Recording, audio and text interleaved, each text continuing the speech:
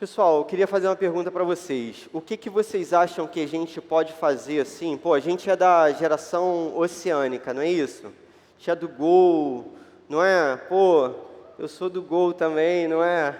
Então, o que você acha que a gente pode fazer assim como Gol, como geração oceânica, para que as pessoas elas venham a crer nesse evangelho que a gente está pregando aqui, assim, naquilo que a gente está ensinando?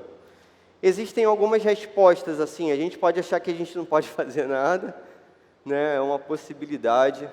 A gente pode achar que, de repente, a gente pode se preparar melhor para pregar o Evangelho, sabe? Tipo assim, pô, a gente pode se dedicar à leitura desse livro aqui, que é a Bíblia.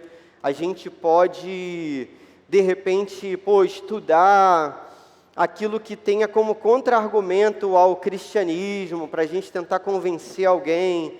Então, pô, eu vou estudar filosofia e vou estudar as correntes filosóficas lá e vou tentar ver argumentos a favor do cristianismo, para que o cristianismo seja plausível, assim, para que as pessoas entendam, poxa, acreditar nisso não é algo assim totalmente fora da realidade, da racionalidade.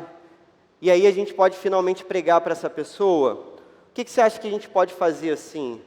Talvez essas respostas todas estejam certas, até que a gente não poderia fazer nada, olhando em determinada perspectiva. Mas esse texto que Jesus vai trazer para a gente, né, esse texto que eu separei nessa noite, é um texto especial. Jesus ele vai fazer uma oração pelos seus discípulos e por nós nesse momento. Então a gente vai ler o texto em que Jesus ora pela sua igreja, mas ora por aqueles que creriam nele no futuro. Então Jesus está no passado há 2000 anos orando por quem vai crer nele, então está orando por nós. Você crê em Jesus, né? Então ele orou por você. E aí a gente vai perceber que Jesus vai relacionar a questão da fé dos outros, do mundo, em relação a ele, a dois aspectos nessa oração. Então ele orando, ele vai falar algumas coisas para Deus, isso vai revelar para a gente que tem dois aspectos que a gente pode observar para que o mundo creia nessa mensagem, na mensagem da Bíblia. É o que Jesus fala para Deus. E a gente vai tentar olhar para esses dois aspectos e principalmente tentar aplicar ao Gol, né, a geração oceânica, os jovens aqui da igreja oceânica. Beleza? Está preparado para isso? Então a gente está no capítulo 17 do Evangelho de João. Isso aí, está projetado ali. Capítulo 17 do Evangelho de João. A gente vai ler do verso 20 ao verso 23 somente. Um texto curtinho. Se você puder, ainda que você esteja em casa, se você puder abrir a sua Bíblia também. Como o pessoal aqui, estou percebendo que fez, né? Abriu a Bíblia aí. Vamos ler então?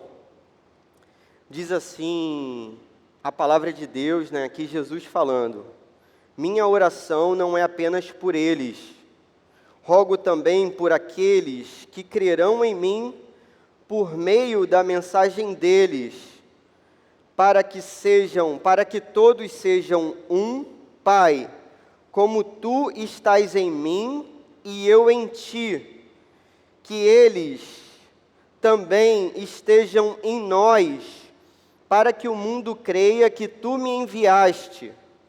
Dei-lhes a glória que me deste, para que eles sejam um, assim como nós somos um. Eu neles e tu em mim, que eles sejam levados à plena unidade, para que o mundo saiba que tu me enviaste e os amaste como igualmente me amaste. Amém? O que está rolando aqui nessa passagem, né? O que está acontecendo? Na verdade, esse é o final do ministério de Jesus. Então a gente vai ver, nessa divisão aqui do Evangelho de João, há 3 séries de discursos de Jesus que dividem esse Evangelho em 3 partes. Essa é a última série de discursos de Jesus. E, na verdade, esse não é necessariamente um discurso, mas é Jesus fazendo uma oração. Mas você já se ligou, não sei se você já se ligou, deveria ter se ligado, que quando a gente ora sozinho na nossa casa, a gente ora de um jeito, mas quando a gente ora em público, a gente ora de outro jeito. Não é porque a gente é falso, nada disso. É porque uma oração em público é uma oração que ensina coisas para as pessoas.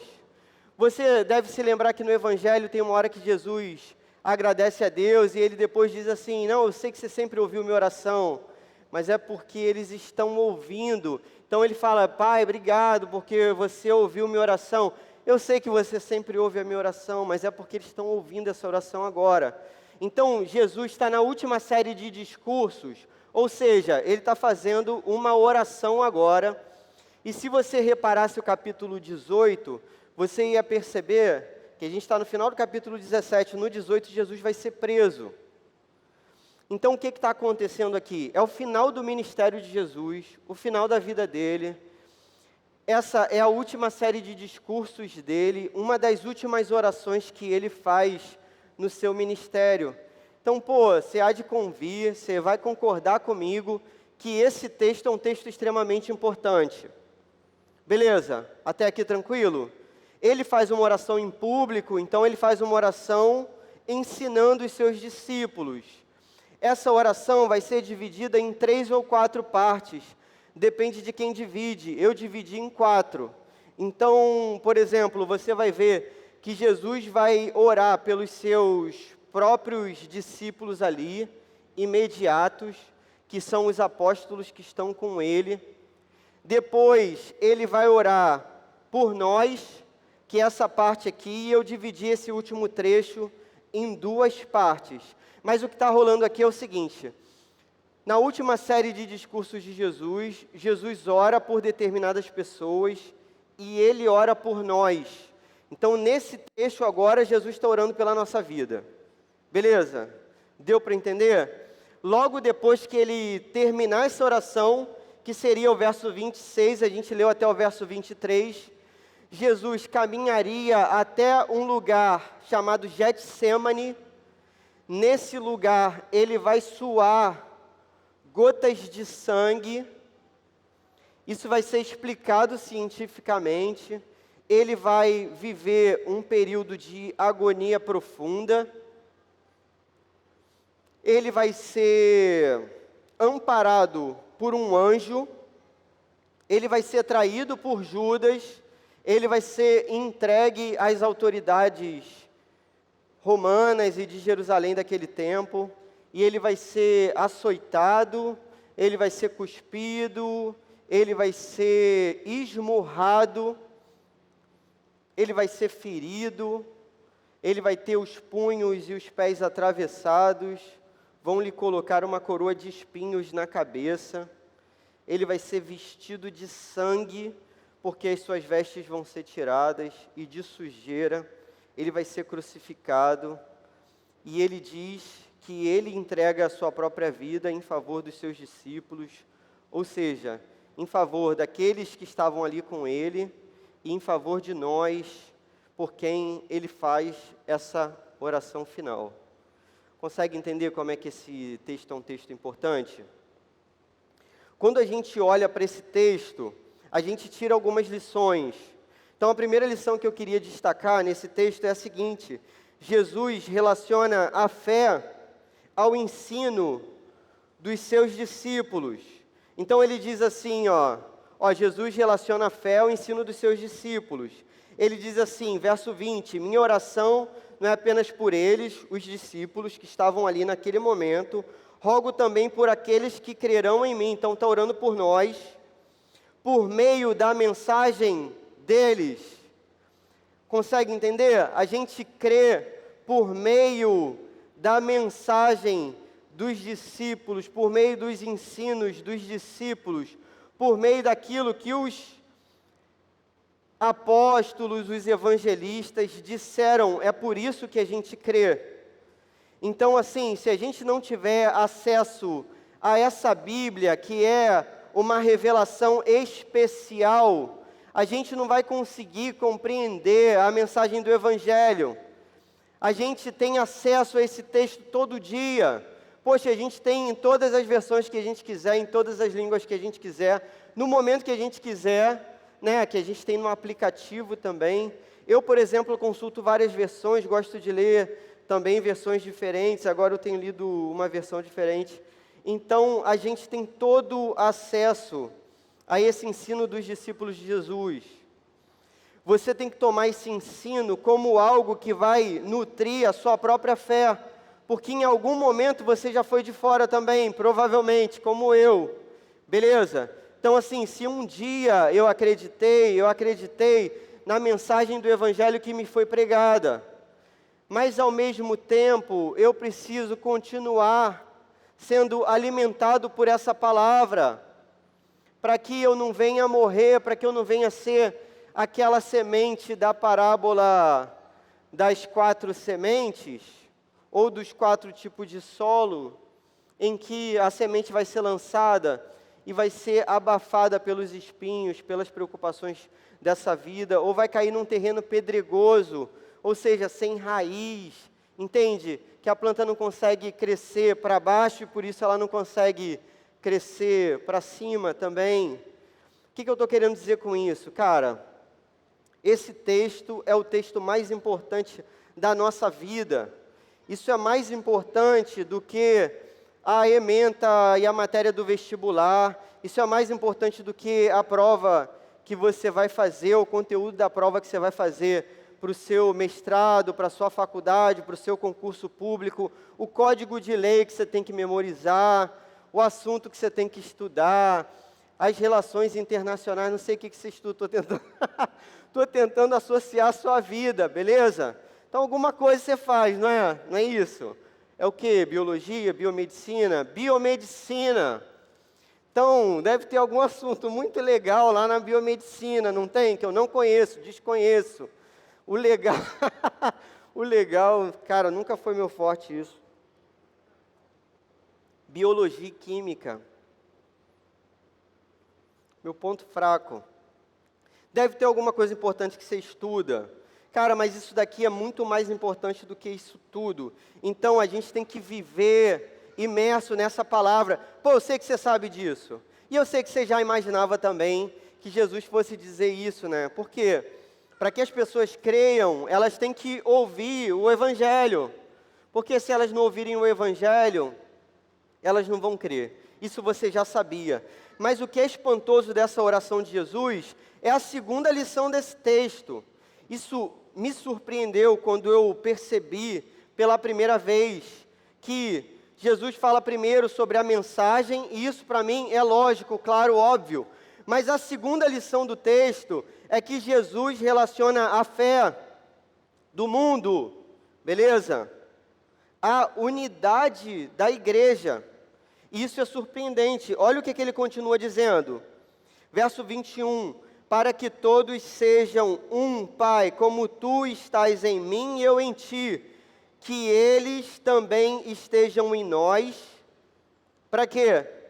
Para que o mundo creia que Tu me enviaste. Aí olha como que ele prossegue.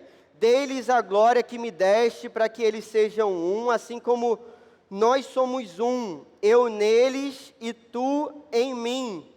Que eles sejam levados a quê? A plena unidade, a unidade da igreja, para que o mundo saiba que Tu me enviaste. Jesus diz que se a gente viver a plena unidade, o nosso evangelismo vai ser eficaz. Olha que doideira. Então não é o fato de eu ter estudado filosofia e saber de repente debater com pessoas que contra-argumentam com a fé cristã de maneira filosófica. Não é o fato de eu fazer qualquer outra coisa diferente disso, daquilo que Jesus diz aqui, que é o quê? Viver como um. E o modelo para a gente viver como um é o modelo da relação do Pai com o Filho.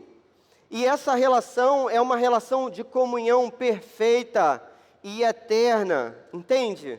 Esse negócio durou por toda a eternidade e durará por toda a eternidade.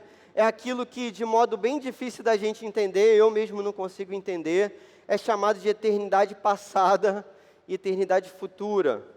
Então, a eternidade futura eu consigo entender. Eu estou vivo agora e vou ficar vivo para sempre. Maneiro. Mas a eternidade passada, de olhar para trás e nunca ter fim para trás. Jesus, o Filho de Deus, o Filho e o Pai, na sua relação trinitária com o Espírito Santo, sempre foram um. Por isso que a gente acredita num Deus triuno, tudo bem? Um Deus, 3 pessoas.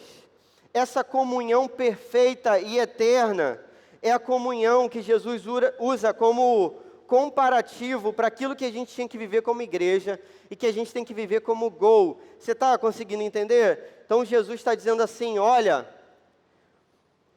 existe uma primeira base para as pessoas acreditarem na minha mensagem. Ele está falando isso antes de morrer. E a gente sabe que ele ressuscitou ao 3º dia. Mas ele diz assim, a primeira é a mensagem dessa galera que está aqui comigo. Mas existe uma segunda base para isso acontecer. Para o nosso evangelismo ser eficaz, para as pessoas se converterem. Então, quando a gente fala para as pessoas, elas vão se converter a partir do momento que a nossa mensagem for fiel à mensagem do Evangelho. E para isso eu tenho que conhecer o Evangelho. E depois, elas vão se converter se a gente viver como um, naquilo que ele chama de plena unidade, e no comparativo que ele faz entre o Pai e o Filho. Deu para entender? Quando a gente chega a falar de evangelismo, a gente nunca pensa nesse ponto. Mas quando alguém vem de fora, certamente repara no que a gente vive. E certamente todo mundo faz esse comparativo, né, entre a mensagem, aquilo que sai da nossa boca, e a nossa prática. Quando a gente entra aqui nesse lugar, a gente repara, ou deveria, ou se Deus permitir que a gente repare, que existe aqui uma união que é diferente de todas as outras. Por exemplo, quando a gente está unido por um time de futebol, por mais que tenha gente que seja totalmente fanática pelo time de futebol, isso é mó absurdo que deve existir. Às vezes, dentro de uma mesma torcida de futebol, tem uma galera que briga, né? Eu mesmo sou flamenguista, assim, sou muito fraco. Eu não sei nem quem joga no Flamengo, não sei. Beleza. O jogador que eu conheço do Flamengo é Vinícius Júnior. Já saiu do Flamengo, não foi? Para você ver, já saiu, não já? Você sabe, você é o quê? Vascaíno ou não? Tá vendo? Nem quer falar do Flamengo. Entende? Esse negócio de futebol separa a gente. Não é isso que nos une, beleza? Não é isso que nos une. Poxa, não é uma questão necessariamente de idade, porque senão vocês não estavam nem me ouvindo, porque vocês são, poxa, muito mais novos. E eu tenho 2 filhos, e eu tenho, né, toda a moral de quem tem 2 filhos e cuida de 2 filhos. Não é uma questão político-ideológica que une a gente, entende? A gente, às vezes, né, teria partidos diferentes. Mas, cara, o que nos une é a comunhão que há entre o Pai e o Filho. É isso que Jesus está dizendo. E quando a galera chega aqui, a galera tem que entender isso implicitamente, mas isso fica explicitamente revelado na decisão das pessoas. Porque quando o pessoal chega aqui e nota que existe algo que nos une, mas que não é esse tipo de bobagem e que é muito superior e muito mais forte, e que a gente vive como irmão, porque a gente é chamado de filho de Deus. Cara, essa mensagem é surpreendente, né? Quando o pessoal começa a andar com a gente e começa a ver o modo como a gente vive, como a gente se trata, quando o pessoal começa a andar na nossa célula e vê como a gente caminha junto e ora um pelo outro e se preocupa pelo problema do outro, a gente se importa verdadeiramente com o outro. Você quer saber se alguém se importa contigo? Se essa pessoa ora por você, poxa, certamente ela se importa contigo, né? Poderia gastar sua oração, seu tempo em qualquer outra coisa que não fosse oração, poderia gastar sua oração com qualquer outro tema que não fosse você. Mas a gente como igreja, cara, a gente ora um pelo outro. A gente vive realmente de um modo diferente. Jesus, nessa oração em que ele ensina os seus discípulos, ele destaca isso como ponto-chave para que o mundo creia. Então, se as pessoas chegarem aqui e elas perceberem que o modo como a gente se trata é o mesmo modo como todo mundo se trata, e todo mundo se trata como? Por interesse. Por interesse, diversos tipos. Beleza, por interesse financeiro, às vezes é por interesse sexual mesmo, às vezes, né, o menino vai tratar bem uma menina porque ele está interessado na menina. Os relacionamentos que são forjados fora daqui são diferentes do nosso. Por quê? Porque a gente vai se relacionar com pessoas que Jesus vai dizer... Lembra que Jesus diz isso numa parábola? Ele vai dizer assim, antes da parábola, né? Ele vai dizer, olha, quando vocês derem um banquete, vocês não têm que chamar uma pessoa que pode dar uma festa e te chamar de volta. Por quê? Porque isso é ser interesseiro. Então vocês vão dar uma festa e vão chamar pessoas que não podem te oferecer nada de volta. Quando a gente, por exemplo, se oferece num discipulado a discipular alguém, cara, o que a gente está querendo receber em troca? Nada. Pô, a gente é mais velho que aquela pessoa que a gente está discipulando, a gente já passou daquela fase, aquela fase já nem significa muita coisa para a gente, mas a gente se dispõe por amor. Por quê? Porque a gente quer servir. O que a gente recebe em troca disso? Nada, a gente recebe aquilo que Jesus fala sobre o reino dele. A gente é obediente à palavra de Jesus. Conseguiu entender até aqui? O que a gente precisa agora? A gente precisa organizar esses dois ensinos à nossa própria vida. E eu acho que isso que é a parte mais difícil. O primeiro, que é o mais fácil, eu vou ser bem breve. Então, primeira aplicação aí para você anotar, se quiser, não sei se você anota. Devemos ser fiéis ao ensino dos apóstolos. Então, é a primeira aplicação. Então, a gente é fiel àquilo que a Bíblia diz. Mas para a gente ser fiel àquilo que a Bíblia diz, a gente tem que saber o que a Bíblia diz. Beleza? Você deve entender que os discípulos de Jesus, eles também, isso eu gostaria de deixar como dica para vocês, como uma aplicação mais prática. Os discípulos de Jesus, eles memorizavam essa palavra aqui. Eles tinham isso de cabeça. Por quê? Porque nesse tempo, você não tinha muita oportunidade de chegar num lugar e abrir, beleza, o texto. O texto era num rolo, negócio enrolado. Era literalmente enrolado você achar um texto na Bíblia. Você tinha que desenrolar. Nem todo mundo tinha acesso àquele tipo de manuscrito. Então, o que esses homens tinham que fazer? Quando eles tinham acesso a essa palavra, que a gente tem a todo momento, e a gente vulgariza esse tipo de acesso, eles percebiam que eles tinham que memorizar.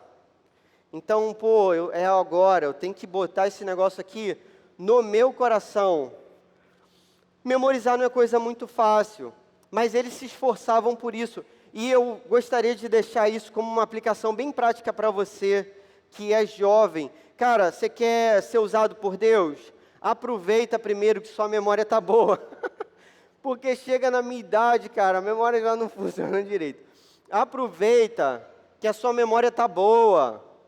Poxa, eu me lembro que quando eu li a Bíblia pela primeira vez, muito novinho, cara, eu memorizei muito mais da Bíblia do que todas as vezes outras que eu li a Bíblia, porque eu sempre lembro da primeira versão que eu li, e sempre lembro do texto que eu li há mais de 20 anos atrás, olha que doideira. E agora eu fico assim, me esforçando para ler. Às vezes eu faço uma prova, por conta lá do curso que eu faço, uma prova de memorização. E aí, poxa, na hora que eu vou memorizar, eu tenho muita dificuldade de memorizar, muita. E aí o que eu faço? Eu pego o texto antigo, que aí o antigo já está na minha cabeça, entendeu? O texto novo, que é esse que a gente usa, poxa, é difícil de eu gravar, porque eu já estou velho. Cara, memoriza.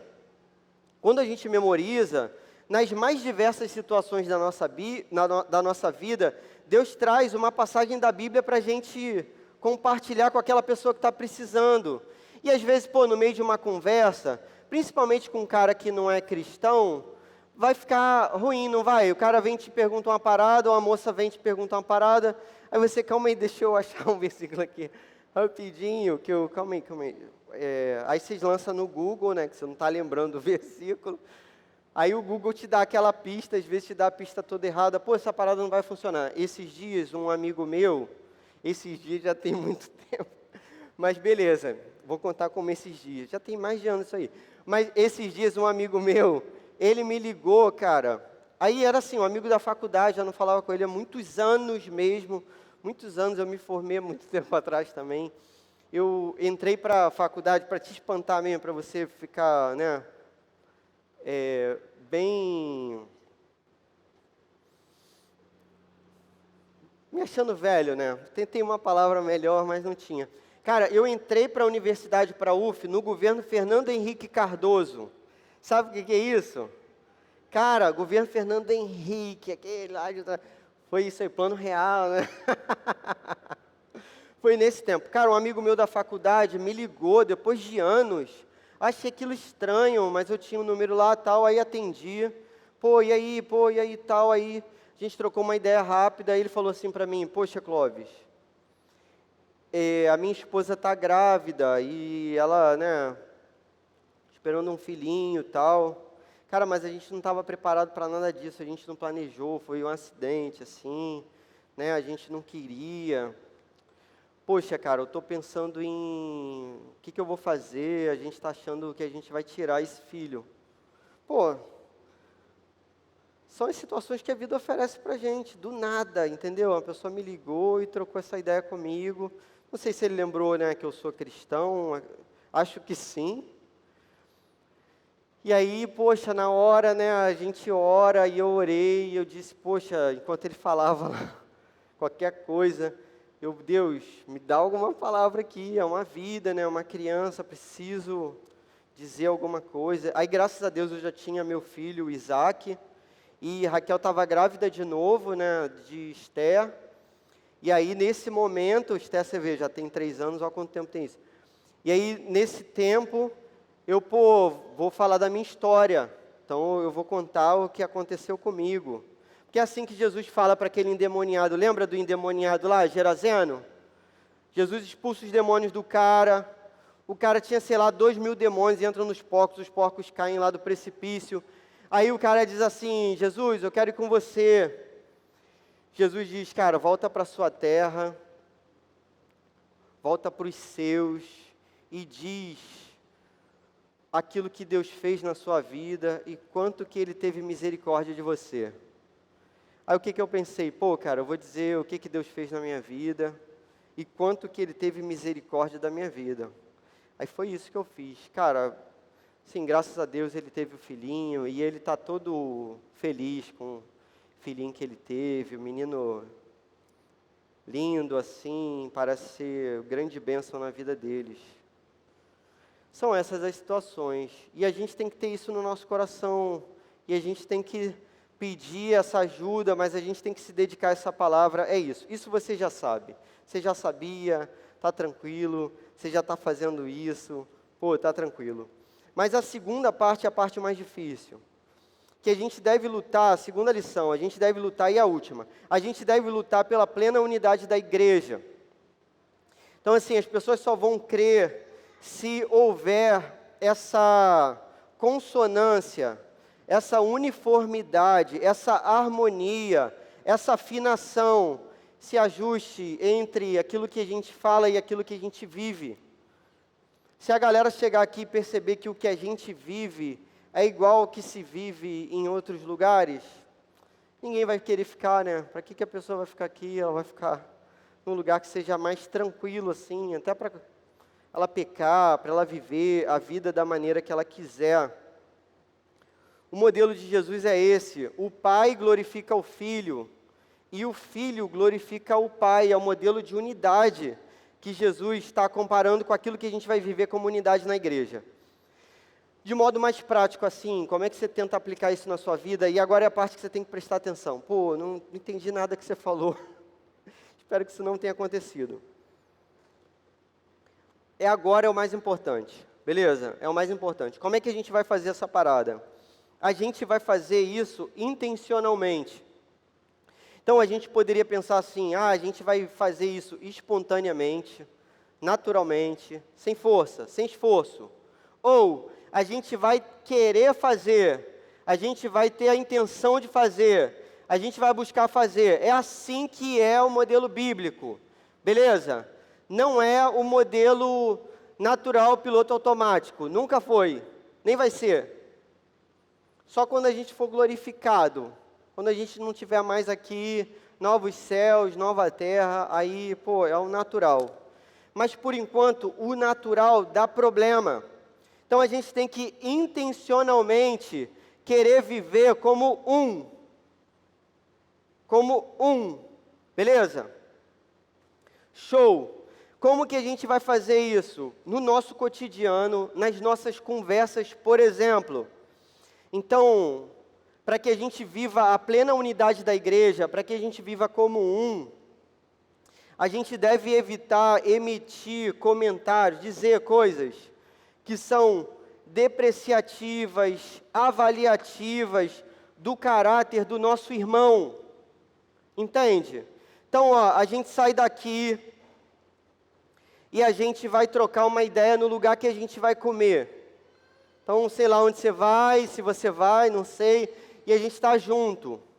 Se alguém não estiver com a gente, se a gente quer contribuir para a unidade da igreja, a gente não deve falar dessa pessoa, a não ser que a gente fale algo para glorificar essa pessoa, para enobrecer essa pessoa, para honrar essa pessoa.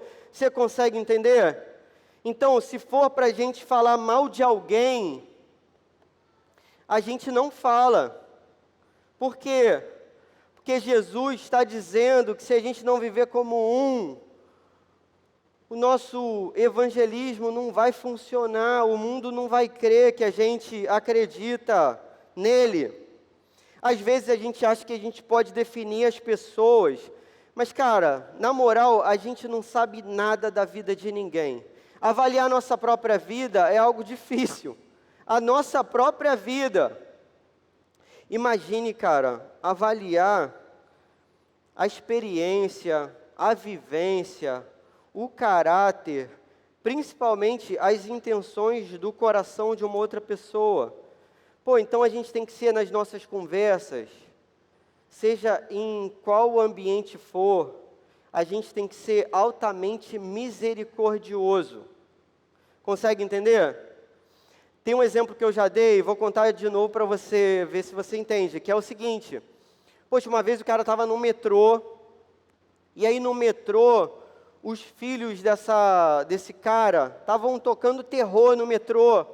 E aí o pessoal pensou assim, por que esse cara não faz nada? E o cara, paradão, como se fosse um pai lerdo, bobo, palerma, não sei qual tipo de expressão que a gente usa, mas um pai, que não faz nada, um pai permissivo, que deixa os filhos e tal. Até que alguém resolveu levantar e perguntar para esse pai, você não está vendo o que seus filhos estão fazendo aqui no metrô? Eles estão aterrorizando esse metrô aqui, isso está insuportável, você tem que colocar alguma condição aí para os seus filhos. E ele vai dizer assim, poxa, você me desculpa, mas eu estou vindo do enterro da mãe dessas crianças, não sei o que fazer. Não sei como agir, não sei o que eu vou fazer quando eu sair daqui de dentro do metrô. Você consegue entender? Cara, o que está no coração do outro, você não sabe, eu não sei, a gente não tem como saber. Então a gente tem que ser cuidadoso, isso é extremamente importante. Você entende a seriedade da parada que está sendo dita aqui? Isso é extremamente importante para que o mundo creia que a gente é crente. A gente tem que ser cuidadoso. Isso vale a fé do mundo. A gente tem que ser eternamente responsável pelo outro. Lembra da lição lá do Pequeno Príncipe? Lembra dessa passagem? Se eu não me engano, capítulo 21 do Pequeno Príncipe. A raposinha está conversando com o Pequeno Príncipe. E o Pequeno Príncipe vai perguntar para ela assim, o que é cativar? Porque ela diz isso. A gente é totalmente responsável por aquilo que a gente cativa. E ele vai dizer assim, mas o que é cativar? Aí ela vai dizer para ele assim, olha, existem 100 mil crianças igual a você. Você é igual a todas as outras. Mas para mim não, você é diferente de todos os outros. Você é único. Isso que é ser cativado. Eu vejo em você alguém que é diferente de todos os outros.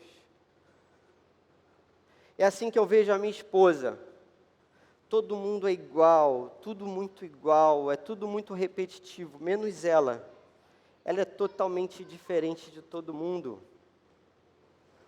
É assim que a gente tem que olhar para o nosso irmão. Essa parada tem que ser totalmente intencional. O fato também de não ferir o outro não torna a gente isento de contribuir para o bem. Entende? Então eu posso pensar assim, pô, então eu não vou participar mais de conversa nenhuma, e eu não vou participar mais de célula nenhuma, e não vou fazer mais nada, então não estou contribuindo para o mal, estou contribuindo para o bem. Não. Se não for por um problema específico e totalmente importante por conta da pandemia, né? De repente assim, poxa, eu tenho diabetes, então, cara, eu não vou poder nesse momento me misturar com ninguém, vou ter que ficar isolado, tudo mais. Se não for por algo assim, a gente tem que estar presente. Então, por quê? Porque isso favorece a unidade. Consegue entender? Não vai dar para a gente ser um, não vai dar para a gente chamar o outro, se a gente estiver distante. Então, a gente tem que estar presente no culto do Gol, se a gente puder vir, senão a gente vai pela internet. Mas se a gente puder vir, a gente tem que estar presente aqui no culto do Gol, do Up, no domingo. A gente tem que estar presente na célula, se estiver rolando, né, presencial, se não vai ser virtual, a gente vai estar. Se você não está presente, cara, você não contribui para a unidade da igreja. E aí o mundo não vai crer nessa mensagem que a gente profere. A gente deve permitir que o outro se aproxime também. Ao mesmo tempo que a gente tem que buscar o outro. Então, algumas pessoas aqui são inacessíveis às vezes por afinidades. Então, assim, é claro que a gente se junta com a galera que a gente, tem mais afinidade. Mas isso não pode tornar a gente inacessível, você consegue entender? Então, cara, ainda que a gente ande, não vai dar para andar, sei lá, 200 pessoas, né, aqui do Gol no mesmo lugar, não vai caber em lugar nenhum. Mas por mais que a gente ande junto com uma galera, a gente não pode deixar esse grupo ser um grupo impenetrável, inacessível.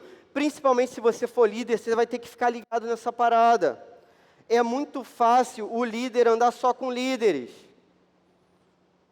Por quê? Porque a gente está vivendo a mesma parada, a mesma vibe, o mesmo problema. Então, para a gente, isso é relativamente cômodo. Eu me lembro que quando eu era líder de célula, eu fazia uma meta assim, que era a seguinte, se tivesse um evento de célula, agora não está tendo, né? Mas fica para o futuro o exemplo.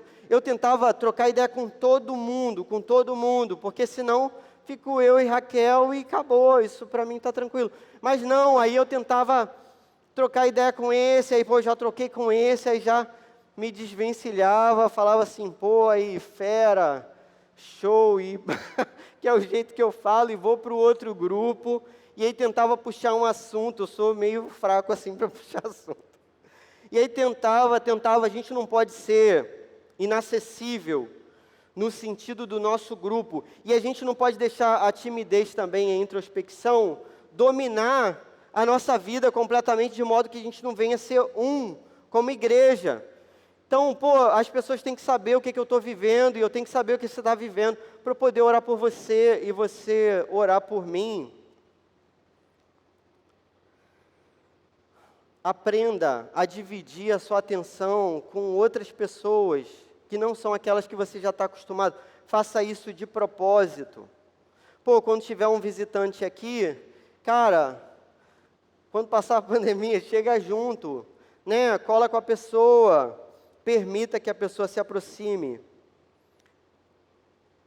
Cuide da sua língua, como eu devo cuidar da minha língua. Não deixa no automático. Lembra o que Jesus fala? Cara, o que a boca diz? O que procede o coração? Tiago manda a gente dominar a nossa língua. O que tem que falar a nossa língua? Tudo o que for verdadeiro, o que for nobre, o que for correto. Por isso que eu não canto no louvor, você viu? Se você não sabe, tem uma música assim. Eu não cantei bem, que eu não tenho microfone da Emily. É o microfone que afina, não é isso? Tem um sistema ali. Só eu que achei graça, eu e Raquel, minha esposa. Beleza? É isso que tem que sair da nossa própria boca. Então, depois da pandemia, a gente não deve dizer, ou durante a pandemia, sei lá, numa roda de conversa nossa, se a pessoa não estiver presente, nem com a pessoa presente, né? Pô, faça-me o favor. Mas a gente não vai dizer nunca assim, fulano está mais gordo ou mais gorda, mais feio, mais feia, mais sei lá o quê. Cara, a gente não sabe nada da vida da pessoa. A gente nunca pode dizer, até hoje não passou no vestibular, até agora não casou, não namora ninguém. Pô, cara, esse tipo de fala é fala demoníaca, vem de Satanás para a nossa vida. Diretamente do inferno para a nossa vida, para a nossa boca. Então, não é coisa que se diga. A gente não sabe o que está acontecendo com a vida da pessoa durante a pandemia. Eu mesmo atingi o máximo dos meus quilos durante a pandemia, mas aí fiquei doente e aí precisei ajustar. Durante a pandemia, cara, eu tomei um remédio. Cara, o negócio me fez tão mal que eu fiquei, assim, com questões psicológicas que eu nunca tive na vida, tomando remédio. Então, a gente não pode nunca julgar ninguém por nada. Consegue entender nesse sentido? Então, pô, a partir de agora, não vai ter mais esse tipo de conversa na nossa vida, se Deus quiser. A gente não fala de ninguém, a gente não fala do coração dos outros, isso é terra que a gente não pisa.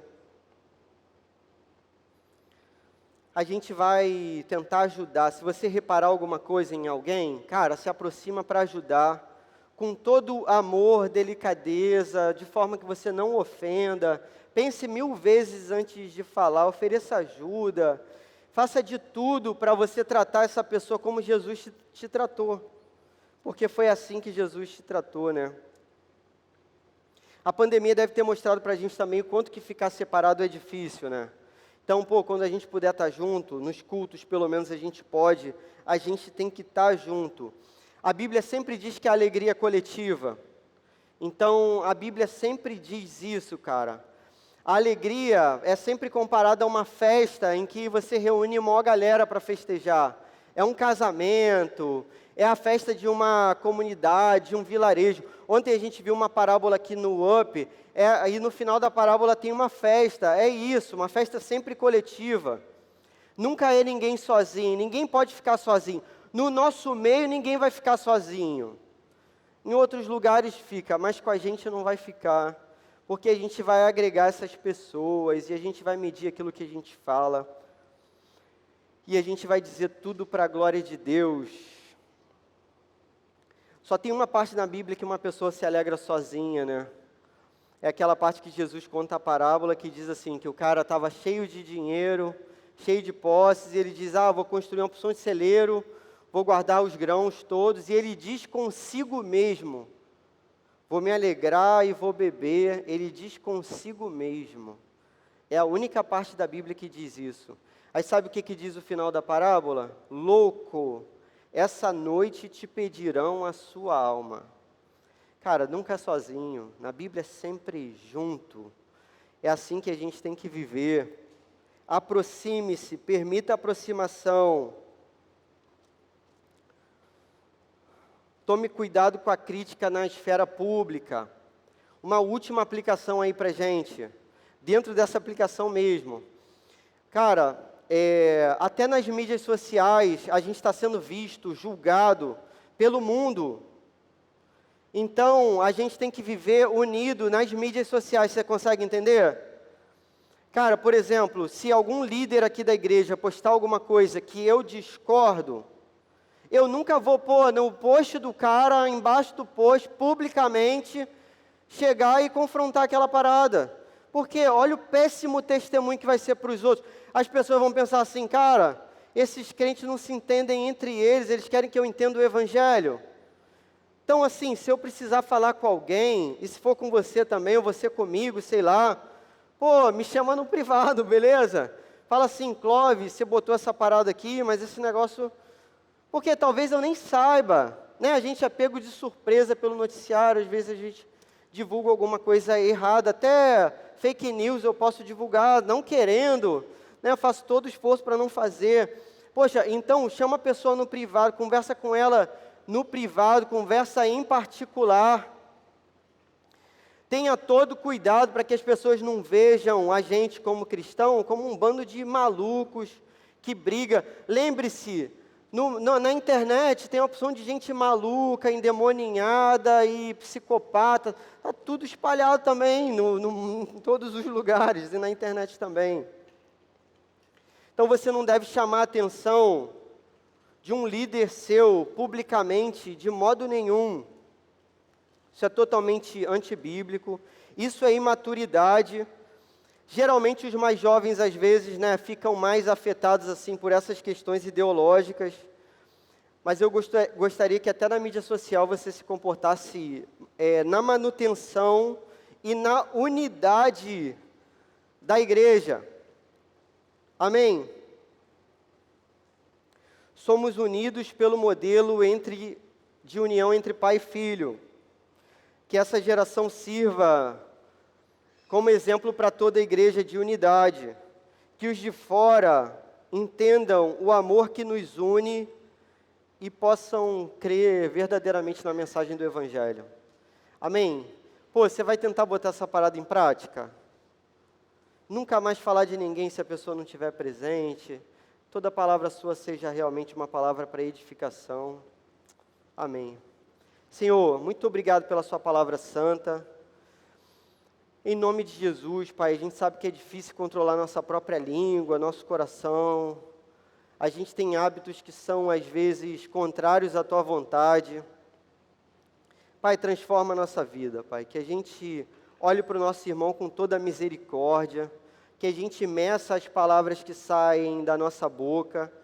Para que a gente não venha a magoar o nosso irmão, nem apresentar um testemunho, Pai, que seja discordante com a Sua palavra e com o Teu Evangelho. Sobretudo com o modo como Jesus nos recebeu.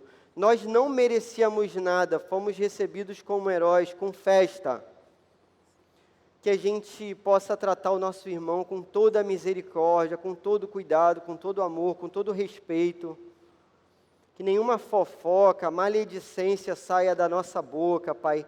Tem misericórdia de nós, que a nossa vida possa servir para a plena unidade do corpo de Cristo, da Tua igreja, e para testemunho para o mundo, e que o mundo, através desse testemunho, da nossa unidade como igreja, venha a Te glorificar e Te conhecer. Em nome de Jesus, amém, Senhor.